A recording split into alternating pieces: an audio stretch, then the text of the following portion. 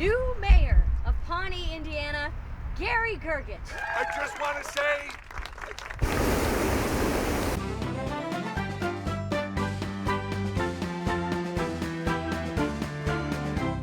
Hi, I'm Craig Zisk. I'm the director of the episode, and we are at the park here today shooting a scene with a balloon. We have Roman centurions, we have fireworks, we have limousines. When I first read the scene, I was really excited because I really like to do scenes that have a lot of elements to it. The hardest part of these types of scenes are really just figuring out the timing of how everything's going to fit into what you read, from what you read on the page to what you're actually going to see on screen. The making of Parks and Recreation is a complicated combination of many elements and people working together to create the show you love. After the writers complete an episode, the cast and crew gather together for a table read, where the writers get to hear the cast read the dialogue for the first time. A limo pulls up. Gary and Leslie get out. Happy Inauguration Day, buddy. Oh, jeez. Leslie. The Roman centurions approach and lift Gary onto a litter. The choir begins singing All My Life by Casey and JoJo. They carry him to a hot air balloon, and a banner drops that says, "Congratulations, Mayor Gergich." The passing of our beloved Mayor Gunderson marks the end of an era, but today we begin an exciting new chapter in our town's history. Ladies and gentlemen, the next mayor of the great city of Pawnee, Indiana, Gary Gergich. Everyone cheers as the balloon takes off. Mayor Gary Gergich sails away. From there, the production staff meets to discuss the details of each scene and what is required to shoot it. Scene 27, exterior park, the limo pulls up. Gary and Leslie get out. We have the choir singing.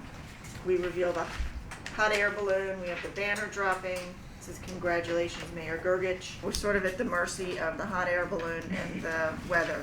But when we do the overhead, when we get the camera in the basket, I mean, we're gonna probably be this wide, but we'll be probably like this, though, right? And then we should get some kind of step stool for him to get into the balloon. Yeah. What was the word on that? They don't have They anything. don't know. They've But only. you have to climb in. You have to Right. climb They've over got the something basket. inside to step onto, but they don't have something for the outside to step in. There's no. There's no door. There's no door. No. Okay. All of the departments work together to bring to the scene the various elements they've been creating. We got the sedan for Jerry to be brought out in. It wasn't structured right when we got it, and then construction took it over and reinforced it, and then paint made it prettier, so it was a team effort to get it look so good. We are decorating, Greeking and Romaning our sedan chair here. Yeah, these are orchids and laurel leaves. And we call it's a garland, and they're all real, and then we're going to add some fake so we can get through the day with it. So here are the centurion costumes. Most of them we just ordered online from a costume shop, and some pieces we rented, like these helmets, which are real heavy and really complicated for those stunt guys to wear, but they were awesome. Probably the most, I wouldn't say difficult, but one of the most tedious things we had to do is FAA regulations that pertain specifically to this kind of event. And we had to make sure that we chose a spot that was outside of a 5-mile radius from any active airport, and then work with the balloon people to make sure that the conditions were proper for what they needed to do. Basically, we were setting up a balloon to do a tether. The shot, I think, is somebody getting into the balloon and taking off like he's flying away. We're actually going to be tethered to the ground, though. We're not taking off and flying away. I guess they'll do the rope thing, pull the ropes out later on in the shot.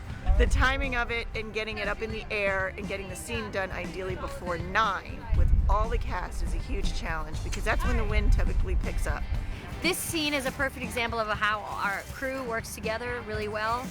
You know, sound is adjusting with where a boom can stand, and camera are zipping everywhere. We had a real time constraint with the hot air balloon. The wardrobe department makes centurions, and then we have Morgan Sackett, our producer, who puts it all together, and David Hyman. And then Susie, our AD, telling us the picture is up, and then all the actors half knowing their lines. And just the combination of all those things makes for a great scene on Parks and Rec. All right, cut. Once shooting is complete, it's time to edit. The editor and producers work on cutting together the various takes to create the final scene you'll eventually see on TV. Yeah, you know, you could have him say that was a heck of a lot of fun, then cut to her saying, welcome to your inauguration, and then cut to him, like, noticing it for the first time. That was a heck of a lot of fun. Could even use that if you wanted to. Heck of a lot of fun. Choir starts. Yeah, and then cut back to him, what on earth? Yeah. I just want to say... Oh, that's loud. I kind of think that you shouldn't have him go, whoa, that's loud. I think you should go, I just want to say, and then just cut to that wide shot. And after that, the scene goes through multiple steps in preparation for air. One of the multi-layered elements included in post-production would be a sound mix, where various sound elements are added or removed to create a lifelike feel to the scene. Hey, it's John Cook, mixer, Parks and Rec. And then let me just show you some of the elements that I work with. We have what's called loop group, which is actors looking at the extras on the scene and recording what they think the extras would be saying in the background.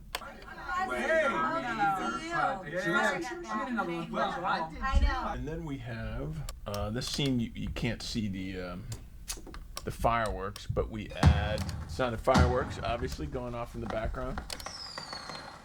You put it all together, and this is Parks and Rec. What the hell's all this about? You'll see. Then color correction is used to clean up the image and improve the overall look. Hi, I'm Lenny Fora of Studio Post here at NBC Universal, and I am the digital colorist.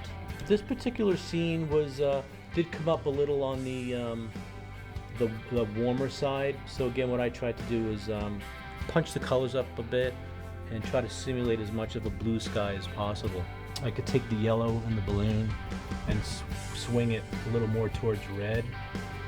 Just so I can exaggerate it for you. So I have that ability. Well, I can take the red in their capes and I can make them black. So again, on a daily basis, my job is to accommodate the client, filmmaker, showrunners, and to not them leave this room until they're happy with color. Also, some scenes might require visual effects, such as the removal of the ropes holding down the balloon. Hi, my name's Eric Bauer. I'm a visual effects artist and I work at Universal Studio Post. Parks came to me with a balloon shot that was tethered to the ground with ropes that needed to be removed. The ropes were there for safety reasons, but we needed to make it look like there was nothing holding the balloon down. Okay, this is what the original source shot looked like, and there's 1, 2, 3, 4 ropes holding this down. And some of the difficulties with this shot were matching the camera move and also matching the camera distortion. One layer covers up the ropes of my painted trees, and then they actually went over the actors' faces, and then I added another layer to bring back the actors' heads back on top. Finally, the completed show is quality checked, and a digital file is sent off to NBC for air. I just want to say... So, while a scene on TV may only be a minute or so long, you now have a better idea of the countless hours that actually go into creating it.